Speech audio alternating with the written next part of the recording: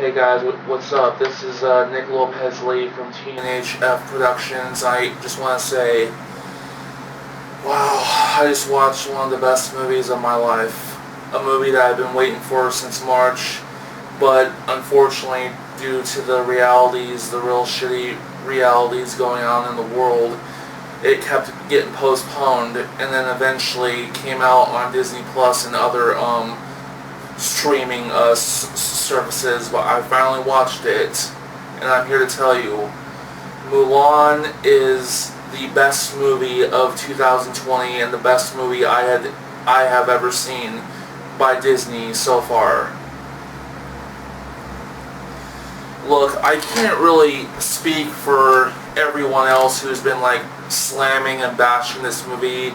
You can't really force someone to like something or to like change their opinions on it, but every single reviewer I like and respect, every single critic had something bad to say about this movie. And when I saw this movie, it made no sense. Like, I found nothing wrong with this film. I mean, I did have one issue, but I'll explain that later on. So I'm going to go into details on what I loved about this film.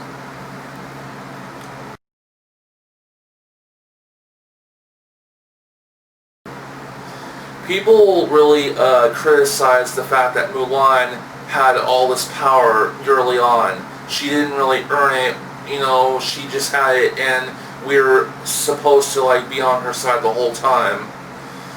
Now, I might have to disregard this. She may have this power, but she doesn't really know how to use it or control it. I mean, as a kid, she uses it to like play around, but I guess from like her village's point of view is this power, if it would fall into the wrong hands, people could like use it to seduce her, to have her do evil. And Gong Li, best actress by the way, she is someone who had this power, but everyone shunned her. They exiled her. She was cast out as a freak, and she was forced to use her power for evil. And I guess Mulan's father and family were afraid if her power was ever truly exposed to the outside world, people would try to take advantage of that. So Mulan was kind of forced to bury that power deep within inside herself, and as time went on, and when the time of battle came, she had to make a choice to hide in her shell or to show her true self. And that's really where the song Reflection comes in mine, you know. She really doesn't know who she is. She doesn't know what's inside of her. She has to be true to herself, you know. She has to bring that power out, and hopefully people will accept her for who she is. And, I mean, at first they resent her, but, then they truly accept her for who she is. And, I guess, Gong Li, her character took pity on her, and, she probably didn't get it herself, but for the first time ever, she finally, understood, and that's how she, in my opinion, that's how she became good, in the end.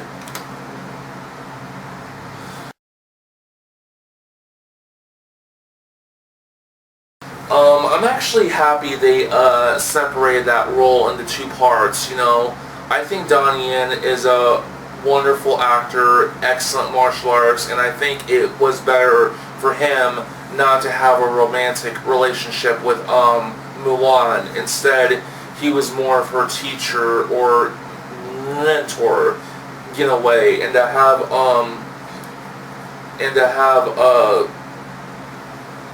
forgive me, I'm not really good with names, but to have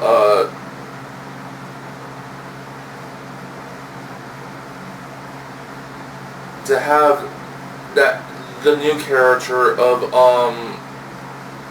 Yo-Sun-un, known as Hungoi, to have him be Mulan's sort of like, lover or equal. I think that was a better choice because, you had someone within your, own unit that you kind of like befriend and fall in love with, I've seen plenty of movies like She's the Man or Motocross where girls pretend to be guys and they kind of like befriend these guys and they treat them like, their best friends or their, homies or whatever. So, people are going to criticize the whole gay, lesbian thing, and there might be some hints there, but I'm not really too big on that. The truth is, I just think it was smart that they separated those two roles, and I had no issue with that whatsoever.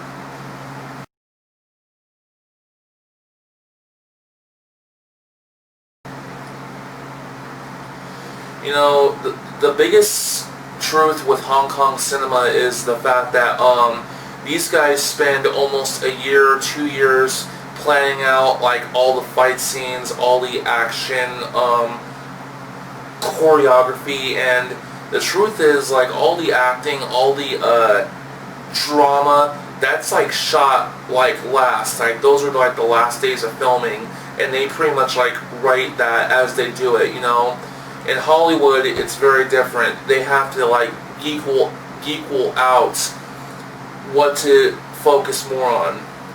The biggest flaw with Game of Thrones was they focused more on the action aspect and less on the storyline, and people really criticized over that. And with this movie, they focus more on the acting and the storyline, but they focus less on the action aspect and the martial arts. I mean, the action scenes and martial arts scenes are in my opinion very good. However, they probably won't live up to the Hong Kong standards, what they're used to, And the truth is, if they had done that, they would had to have made a few sacrifices. Like they would have to like eliminate some of the storyline elements and a few other things, because the truth is that would have cost more money right there,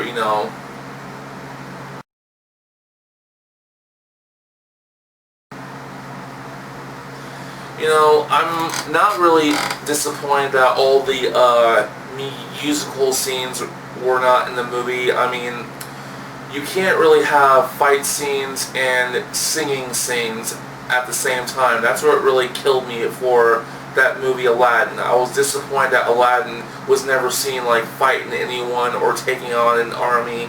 He was always running and singing, and I guess, you can't do both because that takes time and money to like, choreograph and make a dance number or a musical number and then go back and like choreograph a fight scene or an action scene. It takes too much time and money and whatnot. I mean, I guess they could have made an exception with this, but it's you either have to do a musical or a martial arts film, and they chose doing a martial arts film. The musical is the animation. This movie is more action than anything, and I had no issue with that.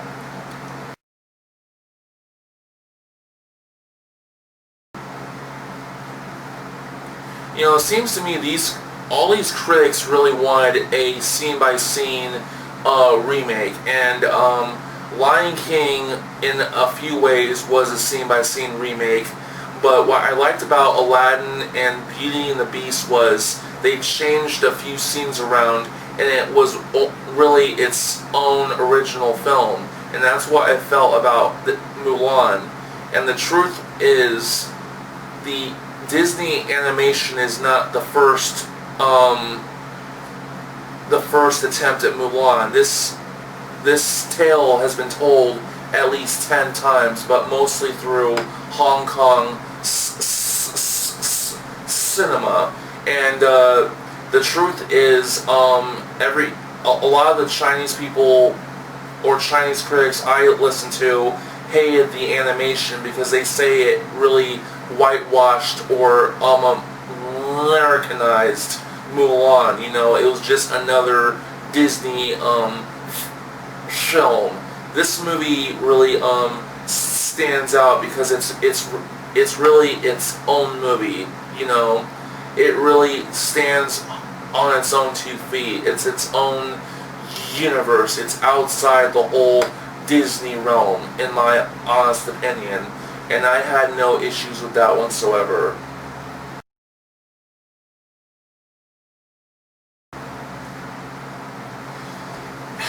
You know, I can't really speak for that. I mean, if she had, I don't know, if she had kept her mouth shut, or if Disney, like, kept it a secret, probably it wouldn't be getting so much, controversy or whatever. I mean, I can't really speak for the actress, Lopez, and, you know, as far as where they shot, you know, I guess they have their reasons, but I have no opinion on that. If they had kept it a secret, probably the movie probably would have been a little bit more successful, but, I mean, that's not really saying much. Like, with the, you know, coronavirus going on right now, I'm willing to bet every movie in theaters is not going to make its budget. Unless it was shot on a low budget, it probably might make its budget, but, most likely, no. So I can't really speak about that.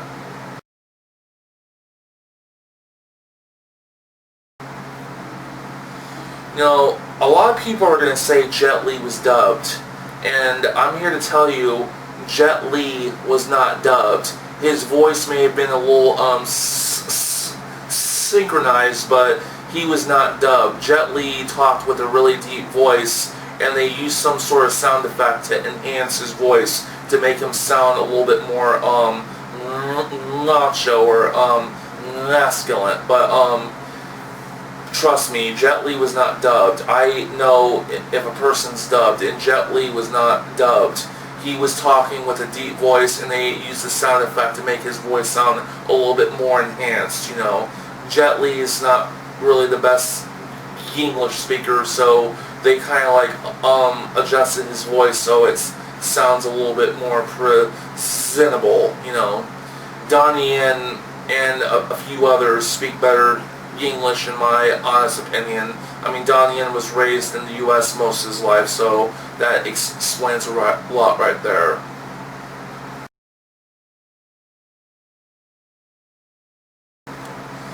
I have to say, Li Fei, Yo Sanan, Zima, Ron Ewan, I mean, these guys blew me away. I've been seeing Ron Ewan for years. The first time I ever saw him was on Don Wilson's Ring of Fire, when he had long hair, where he was young.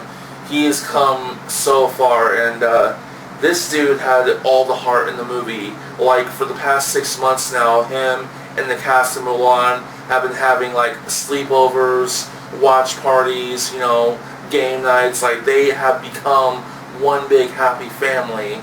And what kills me is when these critics are bashing the movie, they're pretty much insulting these people who busted their ass making this movie. I mean, if you don't like the movie, that's fine, but just keep it to yourself, you know, because you're insulting these actors. And I've seen these actors' lives, you know, their podcasts, how they live and stuff, and all the fun and energy they went into making this movie, and it just hurts me when people are, like, tearing this movie down. I mean, Ron Ewan, he did an excellent job in this movie. This is like one of his best performances I have ever seen. Ron Ewan, if you're watching, bro, you're the man. You did a great job in this movie, man. I will watch this movie a million times, and I gotta say, you were the best part, bro. Honestly, man.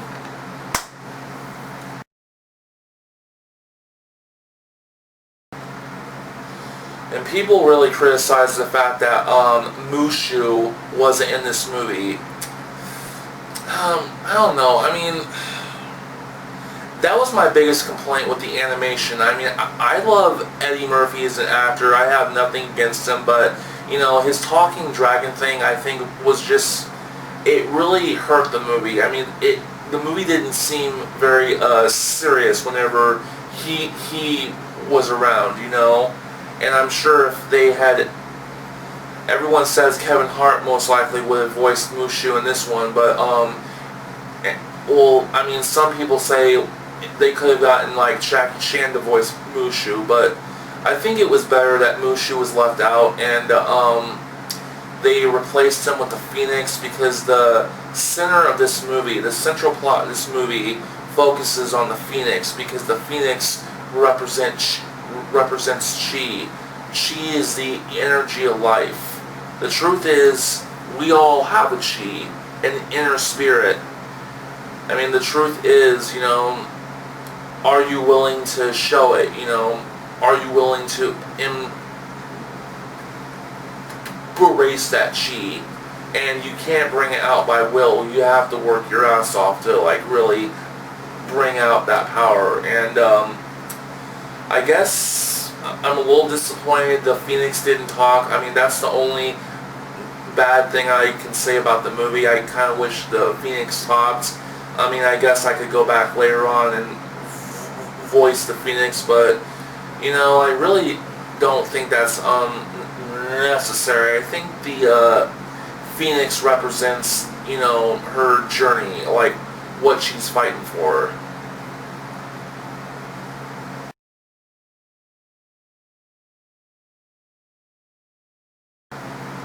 You know, I've worked at Hooters for 4 years. I'm friends with lots of girls, you know.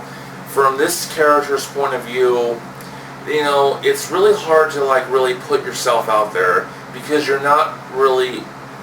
kind of afraid and not really sure how people might take you, you know. You're really afraid to, like, really show your true self, because you're not really sure if people will accept you for who you are, you know. I have a lot of friends who, you know, have, like, a lot of secrets or, like, hidden emotions, and I guess they were really afraid to put themselves out there to really show their true selves, because they weren't sure how people would react, you know. People fear what they don't understand, and people shun and punish or, you know, disregard, you know, certain things and aspects that they find insulting, or, you know, they just don't you understand. And that's what I like about the character Mulan. She is basically hiding behind a mirror, and she sees two sides, what's on the outside and what's on the inside, and she really spends the whole movie trying to bring out her inner self, being true to herself. And you know, I think a lot of women could look up to Mulan. You know, she's someone who has come a long way to, like, really show her true self, and I believe that a lot of young women could look up to her, because a lot of them are, like, afraid to show their true selves, you know. But you'll never know who you are unless you put yourself out there. You'll never know what's a risk or what's a challenge unless you show everyone your true self. And I think that's what this movie's message is. Be true to yourself.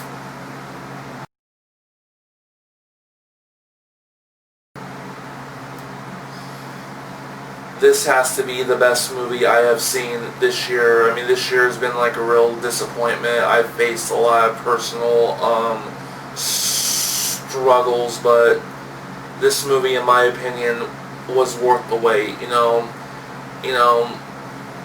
I can't really force the critics or the haters or the YouTubers to like this movie. I mean, they're open to their opinions or whatever, but I would not change one thing about this movie. And I heard there's almost 30 minutes worth of cut footage from this movie, so when this comes out on Blu-ray, I'm going to be the first one to buy this film. Well, that's it. This is Nick Lopez Lee saying, seize the day and rise to the highest monopoly.